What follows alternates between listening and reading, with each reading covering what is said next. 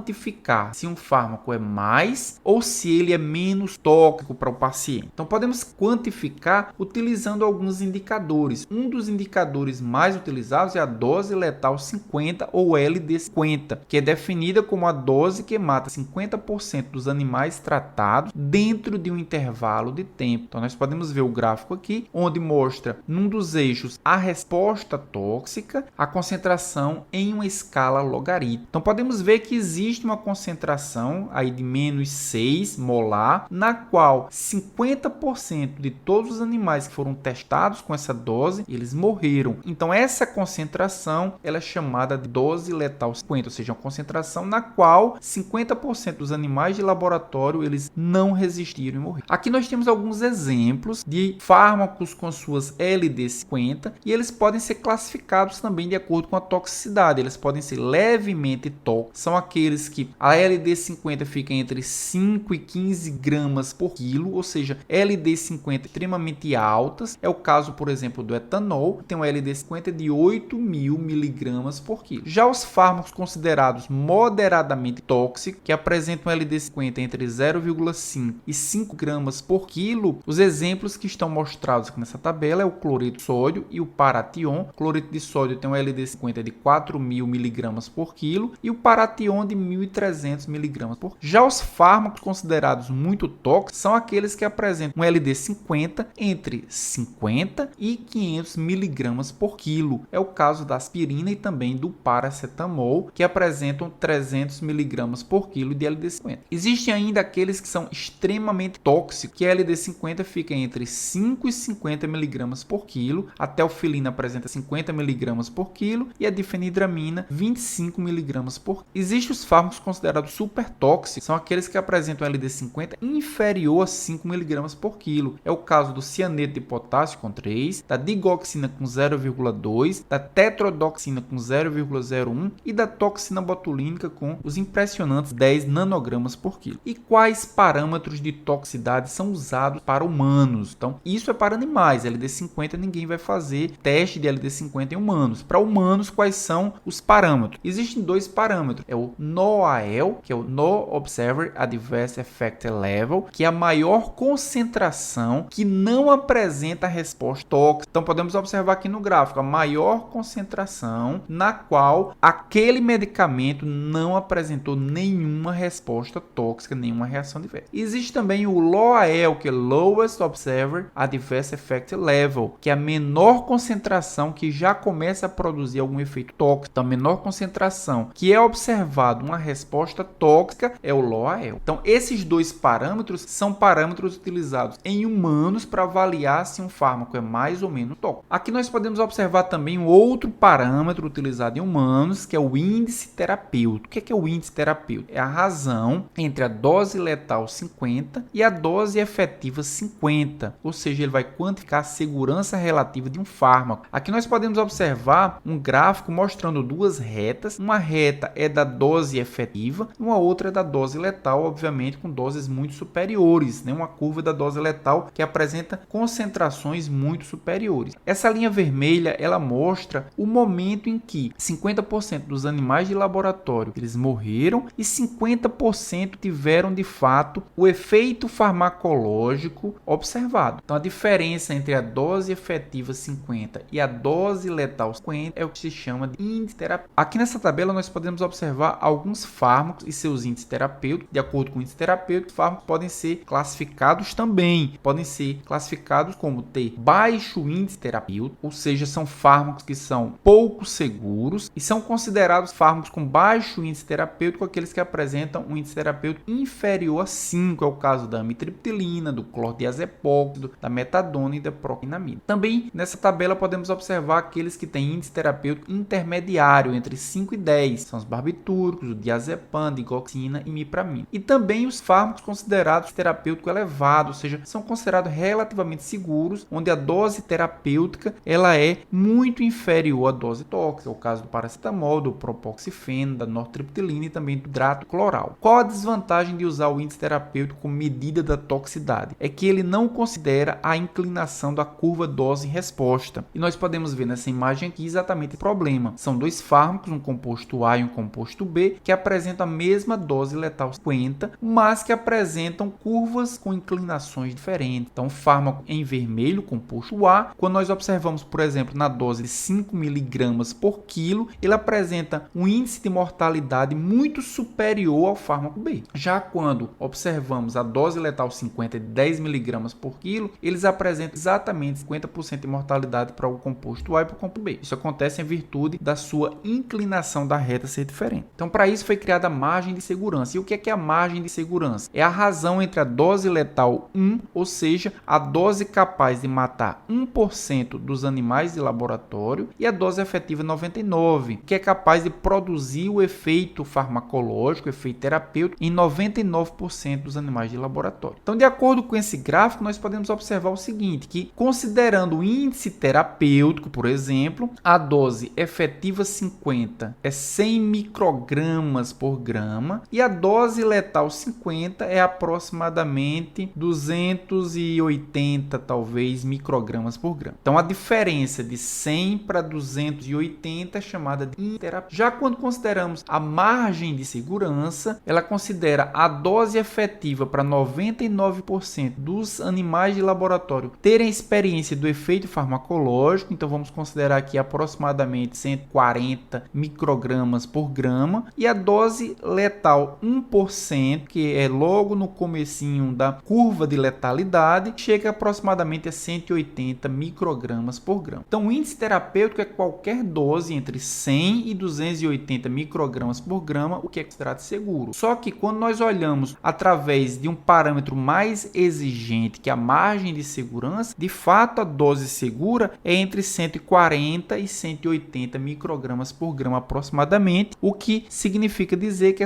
qualquer dose entre esse intervalo irá causar 99% de efeito farmacológico e apenas 1% dos animais de laboratório eles irão sofrer com a morte. E um outro parâmetro também bastante utilizado para caracterizar o índice de toxicidade das moléculas dos fármacos é a janela terapêutica. E o que é a janela terapêutica? A janela terapêutica é a menor concentração possível capaz de iniciar uma resposta terapêutica e a maior dose possível na qual não se iniciou ainda o efeito tóxico. Então, podemos observar aqui duas curvas, uma curva de efeito farmacológico em verde e uma curva de efeito tóxico em vermelho. Podemos observar aqui que o início do efeito farmacológico é o início da janela terapêutica, e a janela terapêutica ela termina quando o efeito adverso, quando o efeito tóxico, ela se a maior concentração necessária para iniciar o efeito tóxico. A diferença entre elas é chamada de janela terapêutica. Uma janela terapêutica pequena é, por exemplo, a da varfarina, onde a concentração necessária para produzir o efeito terapêutico e a concentração necessária para produzir o efeito tóxico, elas são próximas. Não há margem para segurança efetiva. Já fármacos que apresentam janelas terapêuticas largas, como é o caso, por exemplo, da penicilina e da aspirina, há uma diferença muito grande entre o início dos efeitos terapêuticos, a concentração necessária para produzir o efeito terapêutico e a concentração máxima capaz de não produzir nenhum efeito adverso. Então, os efeitos de um fármaco podem ser desejáveis, que são os efeitos terapêuticos, é isso que a gente pretende, mas eles podem ser também indesejáveis. E quando eles são indesejáveis, eles também podem ser subclassificados em não prejudiciais, que são os efeitos adversos propriamente dito, e os efeitos prejudiciais ou tóxicos, que podem ser subclassificados em farmacológicos, patológicos ou genotóxicos. Como até agora a gente viu efeitos adversos, vamos entrar agora nos efeitos tóxicos propriamente dito. Então, como eu falei, os efeitos tóxicos, eles podem ser farmacológicos, patológicos e também genotóxicos. Os efeitos farmacológicos podem ser, por exemplo, quando se utiliza um benzodiazepínico, que é um depressor do sistema nervoso central, ele causa diminuição da ansiedade, ele causa ansiólise. Só que o aumento da dose poderá produzir no benzodiazepínico uma sedação, sonolência e possivelmente coma. A mesma coisa acontece quando se faz uso do nifedipino. Nifedipino é um antihipertensivo, o objetivo principal dele é a redução da pressão para valores normais, só que doses muito elevadas poderá produzir uma hipotensão induzida pelo nifedipino. Além disso, também o efeito farmacológico, considerado um efeito tóxico, é quando se utiliza um antipsicótico, que a função é regular principalmente a via dopaminérgica, mas que poderá produzir um efeito de discinesia tardia quando o antipsicótico age na via via nigroestriatal. Já os efeitos patológicos podem ser representados, por exemplo, pelo uso do paracetamol, que quando metabolizado poderá produzir 3 compostos, um composto glicuronídeo e um sulfato, que ambos são não tóxicos, mas vai produzir o N-acetil-parabenzoquinoneimina, que é o NAPQI, que em dosagens excessivas irá esgotar a glutationa e resultar em uma necrose hepática. Por isso é chamado de patológico, porque vai induzir o aparecimento de uma doença hepática. Já os efeitos genotóxicos são quando os fármacos agem sobre o DNA da célula humana, como por exemplo os quimioterápicos. Os quimioterápicos vão agir, o objetivo principal deles é agir sobre o DNA das células cancerosas, das células oncogênicas. Entretanto, quando ele age em células normais, em células com multiplicação normal, eles poderão causar mutagenicidade ou carcinogenicidade. Próxima pergunta é: como o fármaco produz uma reação alérgica? Além dos efeitos adversos, os fármacos também poderão causar uma reação alérgica com um mecanismo de toxicidade. E as reações alérgicas podem ser de 4 tipos. Pode ser do tipo 1, que é a reação anafilática, que é mediada por anticorpos do tipo IgE. O IgE está na superfície de mastócito e quando o antígeno interage com o anticorpo, o mastócito irá liberar histamina, leucotrienos e prostaglandinas, que irão induzir edema, vasodilatação e resposta inflamatória. As reações anafiláticas ocorrem principalmente no trato gastrointestinal e aí está relacionado com as alergias alimentares. Pode acontecer também na pele, produzindo cárie e dermatite atópica. Também as vias respiratórias podem experimentar reações anafiláticas, causando rinite e asma, e os vasos sanguíneos através do choque anafilático. Aqui na figura abaixo nós podemos ver o apteno, que é o medicamento, interagindo com a proteína para formar um composto antigênico. Esse composto antigênico vai ser reconhecido pelo IgE da superfície dos mastócitos e ao interagir ao desencadeamento e a liberação de histamina, leucotrienos e também de prostaglandinas. Já a reação de tipo 2 é a reação citolítica, é mediada pelos anticorpos IgG e IgM. Esses anticorpos, ao serem ativados, eles vão ativar o sistema complemento, e o sistema complemento é altamente agressivo sobre alguns tecidos. Ele vai agir principalmente no sistema circulatório. Por exemplo, a penicilina é um fármaco muito envolvido com anemia hemolítica por induzir reação citolítica nas hemácias. Já a quinina está relacionado com a púrpura trombocitopênica, enquanto que as sulfonamidas produzem granulocitopenia, todos eles pelo mesmo mecanismo, uma reação mediada por anticorpos IgG ou IgM, que é uma reação citolítica. Nessa figura abaixo nós podemos ver o antígeno, que é uma penicilina, por exemplo, que vai cobrir a superfície do eritrócito. Ao cobrir a superfície do eritrócito, essa célula vai ser reconhecida pela IgG ou pela IgM e posteriormente será acoplada à célula T citotóxica. Essa ligação da célula T citotóxica com o eritrócito coberto de penicilina irá desencadear uma reação mediada por complemento que irá destruir o eritrócito. A terceira reação é a reação de complexo imune, também é mediada por anticorpo do tipo IgG. Nesse caso, o IgG vai formar um complexo com um medicamento, formando um complexo antígeno-anticorpo que irá se depositar no endotélio vascular.